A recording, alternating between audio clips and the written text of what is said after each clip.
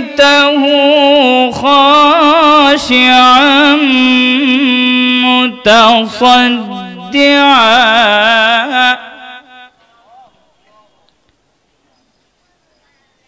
متصدعا من خشية الله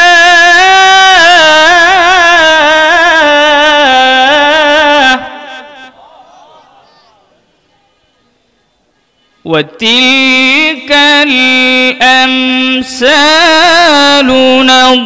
نضربها للناس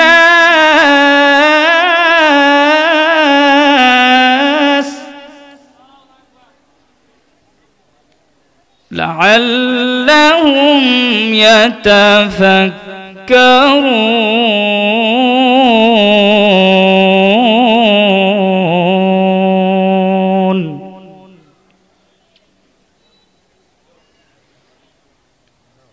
بسم الله الرحمن الرحيم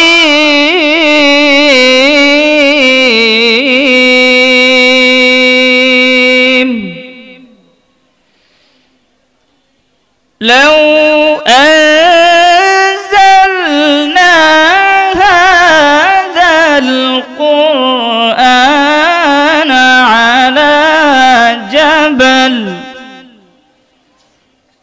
على جبل لرأيته خاشعا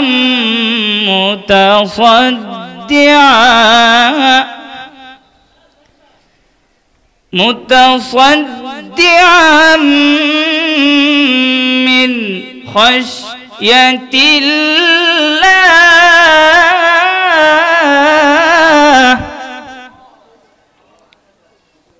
وتلك الأمثال نضربها للناس لعلهم يتفكرون.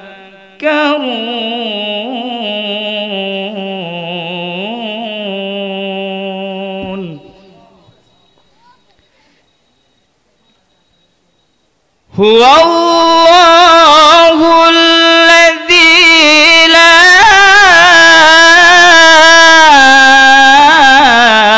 إله إلا هو عالم الغيب والشهادة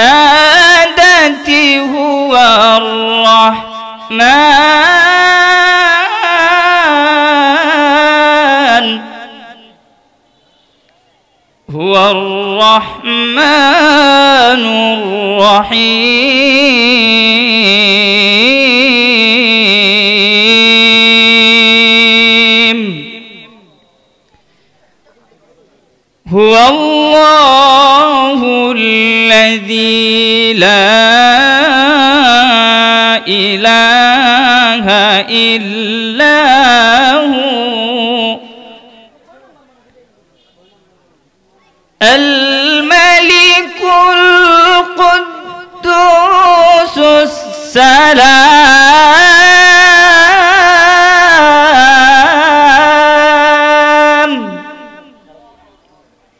السلام المؤمن المهيمن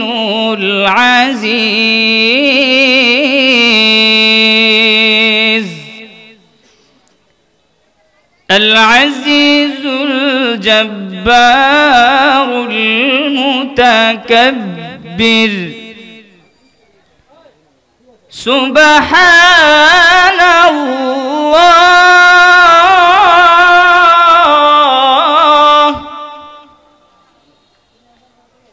سبحان الله عما يشركون.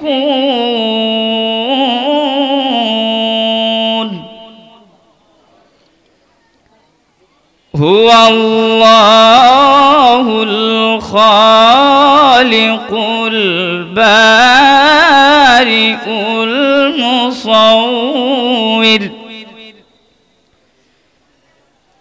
المصور له الأسماء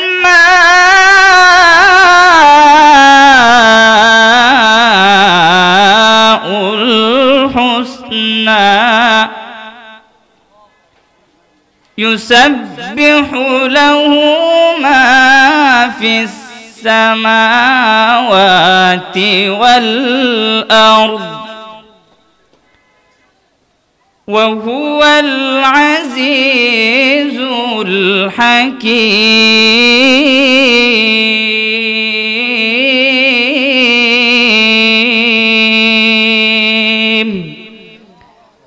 صدق الله العظيم.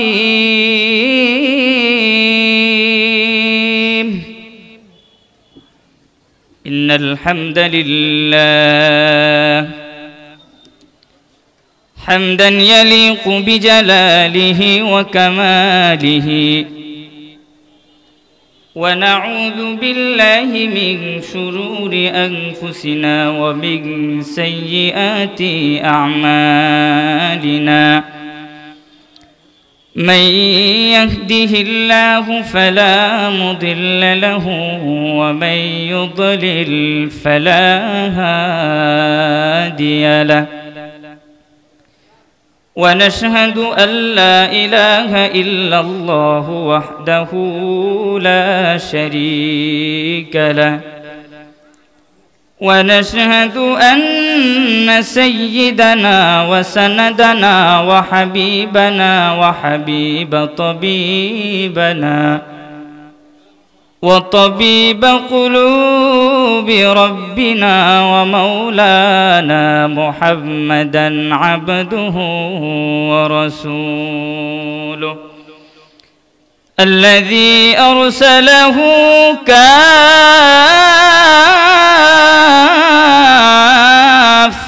للناس بشيرا ونذيرا وداعيا إلى الله بإذنه وسراجا وقمرا منيرا. أما بعد، فقد قال الله تعالى في كلامه المجيد وفرقانه الحميد: يا أيها الذين آمنوا اتقوا الله وقولوا قولا سديدا. وقال النبي صلى الله عليه وسلم: حق المسلم على المسلم 6. قيل: وما هن يا رسول الله؟ قال رسول: إذا لقيته فسلم عليه، وإذا دعاك فأجبه، وإذا استنصحك فانصح له، وإذا عطس فحمد الله فشمته، وإذا مرض فتعود، وإذا مات فاتبعا، أو كما قال النبي صلى الله عليه وسلم: तेरे सिवा महबूब हकीकी कोई नहीं है, कोई नहीं। तेरे सिवा मौजूद हकीकी कोई नहीं है, कोई नहीं। यादू में तेरे सबको बुला दो, कोई न मुझको याद रहे। सब खुशियों को आग लगा दो, खाना ये दिल आबाद रहे। अब तू रहे बस तदों में आखिर विरद ज़बा आई मेरे इलाहा ला इलाहा ज़बान खुले ला इलाहा इल्लल्लाह ला इलाहा इल्लल्लाह ला इलाहा इल्लल्लाह ला इलाहा इल्लल्लाह আসমানের মালিক যেই আল্লাহ জমিনের মালিক সেই আল্লাহ লা ইলাহা ইল্লাল্লাহ লা ইলাহা ইল্লাল্লাহ মুহাম্মাদুর রাসূলুল্লাহ সাল্লাল্লাহু আলাইহি ওয়াসাল্লাম سبحانك لا علم لنا إلا ما علمتنا إنك أنت العليم الحكيم الحمد لله মাদ্রাসায়ে দারুস সুফা গাজীপুর আজকের বার্ষিক ওয়াজ মাহফিলের প্রধান অতিথি এবং প্রধান বক্তা বাংলার সুমিষ্ট ওয়াজ মুফতি তাজউদ্দিন আল হামিদি হাফিজাহুল্লাহ। অনেক উলামায়ে কেরাম কথা বলেছেন এবং বলবেন। আপনারা এমন একটি মজলিসে এসে খুশি না বেজার? খুশি না বেজার? আওয়াজ শুনে মনে হচ্ছে যে আপনারা বেজার। এই বক্সটা একটু এদিকে ঘুরায় দাও একটা বক্স। আর যারা দাঁড়িয়ে আছে তারা মনে হইতাছে আরো বড় বেজার। একটু বইসা যাই এবং মাঝখানে যে ফাঁকাগুলা আছে এগুলো পূরণ করে বসি। রাসূল সাল্লাল্লাহু আলাইহি ওয়াসাল্লামের একটি সুন্নত, সাহাবায়ে কেরামকে নিয়ে কথা বলতেছিলেন। নবী আমার সাহাবীদেরকে বলেন ফাঁকা জায়গাগুলো পূরণ করে বসো। কেন? ফাঁকা জায়গাগুলো শয়তান বসে, এজন্য ফাঁকা জায়গাগুলো পূরণ করে বসি। আলহামদুলিল্লাহ, আল্লাহ তাআলার দরবারে লাখো কোটি শুকরিয়া যে আল্লাহ তাআলা আমাকে আপনাদের এই বরকতি মজলিসে উপস্থিত হওয়ার তৌফিক দান করেছেন। উপস্থিত স্টেজে অনেক উলামায়ে কেরাম এবং সামনে উপস্থিত আমার বৃদ্ধ বাবাজিরা, যুবক ভাইয়েরা, সবাইকে আমার পক্ষ থেকে আন্তরিক মোবারকবাদ এবং সালাম। আমি অত্যন্ত খুশি আজকে আপনাদের এখানে এসে যে আপনাদের এই মাদ্রাসা মানে নাই তারাই যুগে যুগে ধ্বংস হয়েছে। ও বাবাজিরা, ও যুবক ভাইয়েরা, ইবাদত কবুল হওয়ার জন্য এক নাম্বার শর্ত বলছিলাম হালাল রিজিক খাবার খাওয়া। একটা সবক নিয়ে যান, মনে রাখবেন হারাম হয় দুই ভাবে। কয় ভাবে? আরো জোরে বলেন। এক নাম্বার হারাম হলো আল্লাহ তাআলা কিছু বিষয়কে হারাম করেছেন। মনে করেন মদ খাওয়া হারাম না হালাল? আরো জোরে বলেন। জুয়া খেলা হারাম না হালাল? ঘুষ খাওয়া হারাম না হালাল? আল্লাহ প্রদত্ত কিছু হারাম রয়েছে। আর এক প্রকার হারাম হলো কারণে হারাম, মানুষ বানায়া হারাম বানা। আল্লাহ তাআলা গরু খাবারের জন্য হালাল করেছেন। এখন যদি আপনি মনে করেন বাজারের মধ্যে গিয়া আপনার দাপট আছে, ক্ষমতা আছে, গিয়া বললেন দে 5 কেজি দে, আইসা খাইলেন পরিবার নিয়া, বলেন তো হারাম না হালাল হবে? আরো জোরে বলেন। কারণে হারাম। আপনি যদি এই হারামটাকে সৌদি আরবের রিয়াল দিয়া যদি কিনে খাচ্ছিলাম, তো আজকে আইসা যে সুন্দর পরিবেশ এবং ছাত্রদেরকে দেখে আমি আল্লাহর কাছে শুরুতেই শুকরিয়া আদায় করছি, আলহামদুলিল্লাহ। এজন্য আপনারা খুশি না বেজার? আমার অল্প সময় আসলে বয়ান করার জন্য আসি নাই। আপনাদের বড় হুজুর আত্মীয় হয়েছে নতুন, আবার আগে থেকে ভাই, একসাথে পড়াশোনা করছি, খুব মহব্বতের ভাই। আপনাদের কাছ থেকে দোয়া নেওয়ার জন্য আসছি। সম্মানিত বাবাজিরা, ভাইয়েরা, আমি আপনাদের সামনে কোরআনুল কারীমের অসংখ্য আয়াত থেকে একখানা আয়াত পাঠ করছি এবং অনেকগুলো হাদিস থেকে একটা হাদিস পাঠ করেছি। ইনশাআল্লাহ অল্প সময়ে কিছু কথা বলার চেষ্টা করব। ওয়া তাওফীক ইল্লা বিল্লাহ। বলেন তো আজকে আমরা এখানে আসছি কিসের উদ্দেশ্যে? জোরে বলেন। বয়ান শোনার জন্য? হ্যাঁ। কাকে খুশি করার জন্য? আল্লাহকে খুশি করার জন্য। পৃথিবীর মধ্যে আল্লাহ তাআলা আমাদেরকে সৃষ্টি করেছেন, সৃষ্টির পর আমরা পৃথিবীতে আসছি।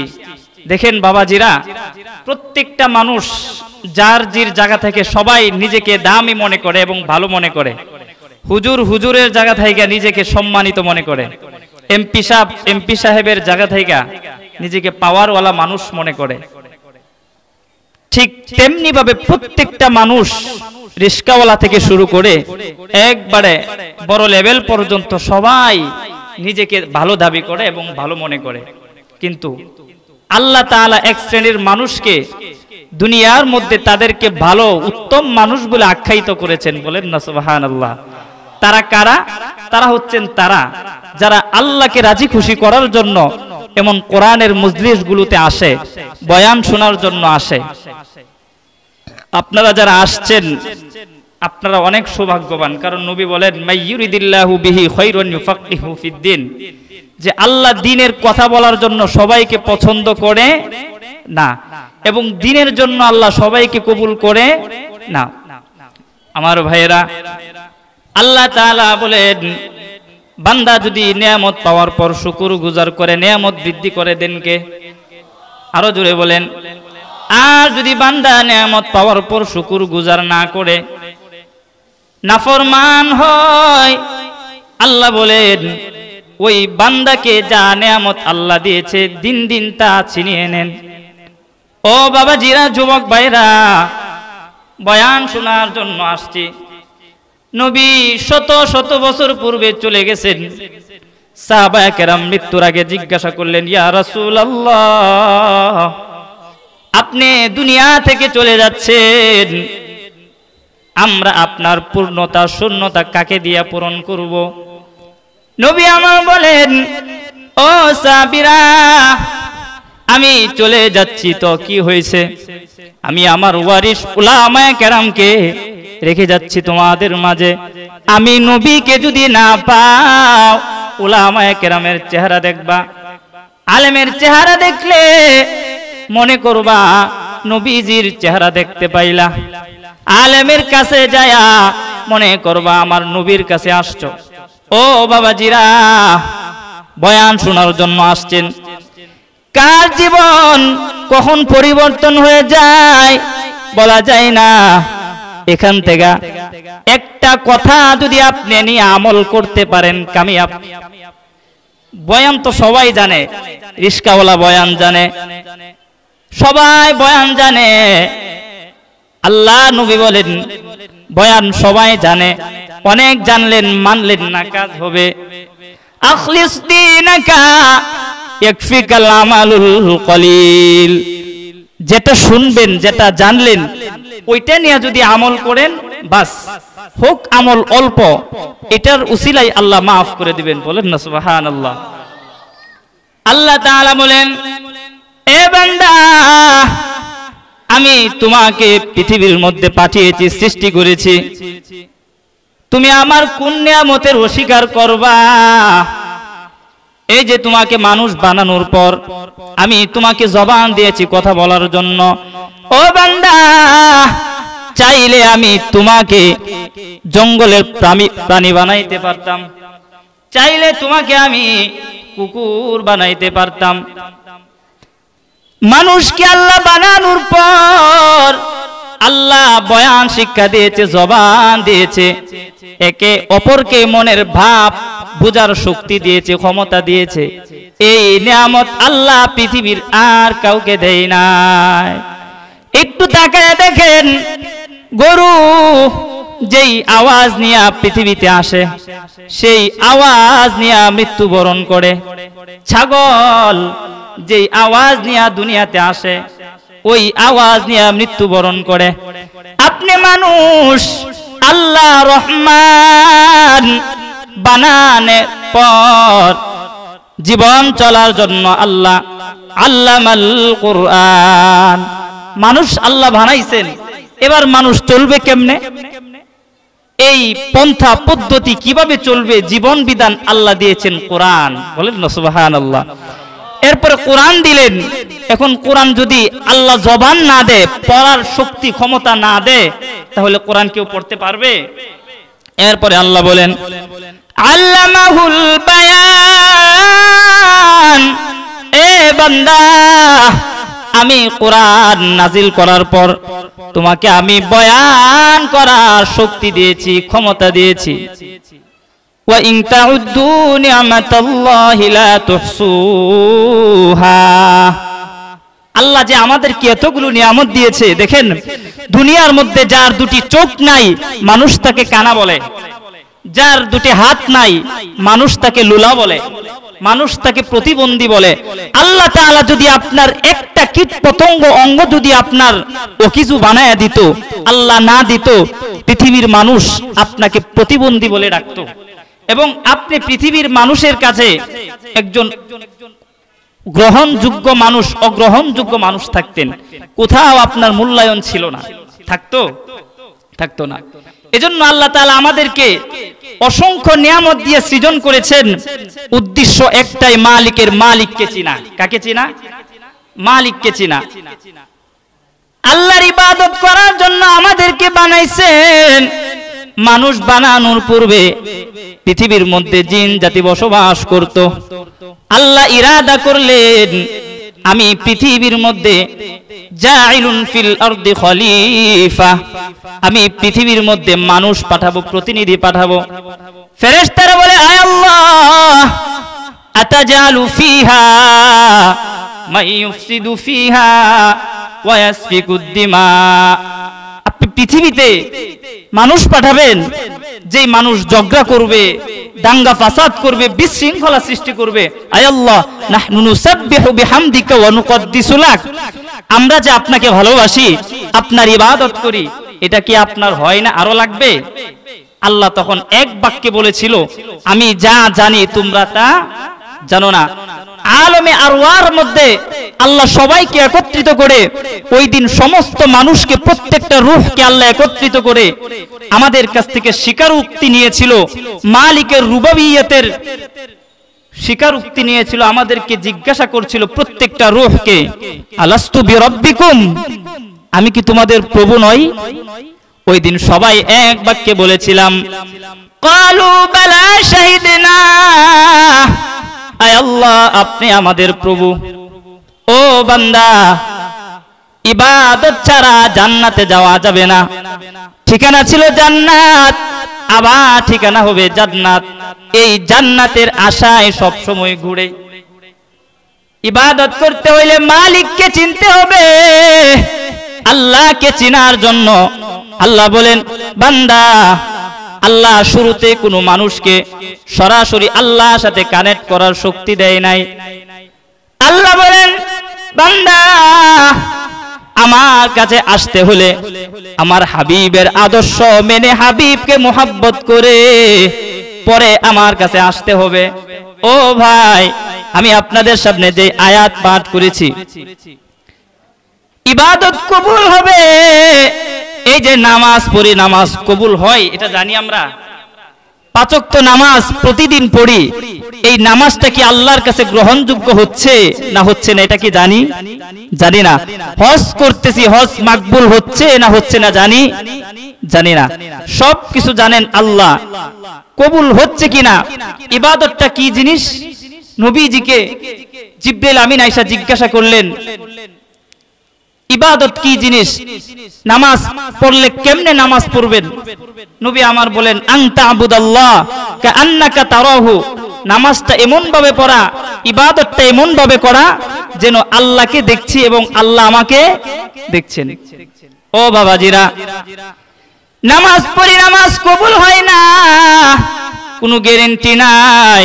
বাইতুল্লাহ যদি 100 বার যাই, কোনো গ্যারান্টি পৃথিবীর কেউ দিতে পারবে না কবুল হয়েছে কিনা। কবুল হওয়ার জন্য 1 নাম্বার শর্ত হলো হালাল রিজিক ভক্ষণ করা। জুড়ে বলেন, কি ভক্ষণ করা? হালাল রিজিক ভক্ষণ করা। ইবাদত কবুল হওয়ার জন্য 1 নাম্বার শর্তই হলো হালাল রিজিক, খাবার খাওয়া। এই যে দেখেন পানির বোতলটা, এই বোতলের ভিতর পানি কি আছে? পানি। এই পানির ভিতরে যদি একটু কাদামাটি ফালায়া দেই, এই পানি আপনারা খাবেন কিনা? আরো জোরে বলেন, কেন খাবেন না? কারণ পানির ভিতরে ময়লা হয়ে গেছে, বালি জমে গেছে। এই পানি খাইলে অসুস্থ হবেন, পেট খারাপ হবে, এই ভয়ে খাই না। ঠিক তেমনি ভাবে বান্দা সারা জীবন ইবাদত করেছ, নিয়ত খালেস ছিল না। ঠিক তেমনি ভাবে পানি যেরকম ময়লা হয়ে যায়, অগ্রহণযোগ্য হয়, ইবাদতের ভিতরে যদি নিয়ত খালেস না থাকে, সারা জিন্দেগীর ইবাদত সব বরবাদ হয়ে যাবে। এক নাম্বার শর্ত হলো আল্লাহকে রাজি খুশি করে মাওলাকে চিনা। মাওলার যদি হয়ে যায়, আল্লাহ আপনার হয়ে গেলে পৃথিবীর সব কিছু আপনার হয়ে যাবে।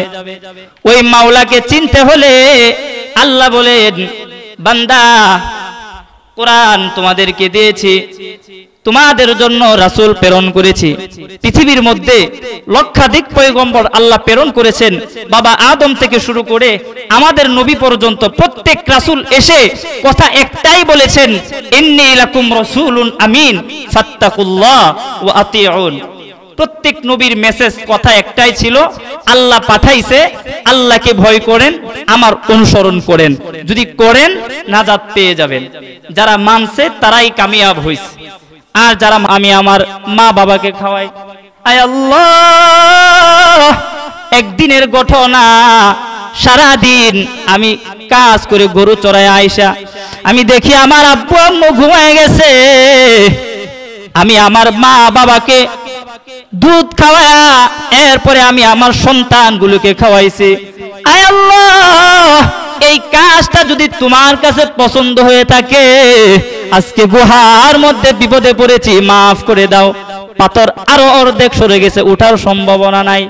3 নাম্বার যুবক আল্লাহর কাছে হাত বাড়ায় দোয়া করতে শুরু করলেন, ও মালিক, আমি একজন ধনী মানুষ, আমার বাড়িতে অনেক দিন পূর্বে এক কামলা বেটা কাজ করে টাকা না নিয়ে চলে গেছে।